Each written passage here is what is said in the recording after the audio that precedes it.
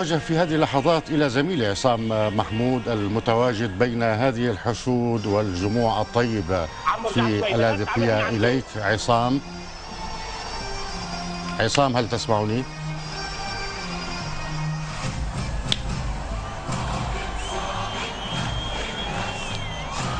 ما زلت بانتظار الزميل عصام محمود، ويبدو وبطبيعة الحال نحن نتابع هذه المشاهد الرائعة التي تأتينا مباشرة من شوارع وساحات محافظة اللاذقية، هذه المحافظة التي تعبر على الدوام عن ولائها وانتمائها إلى الوطن.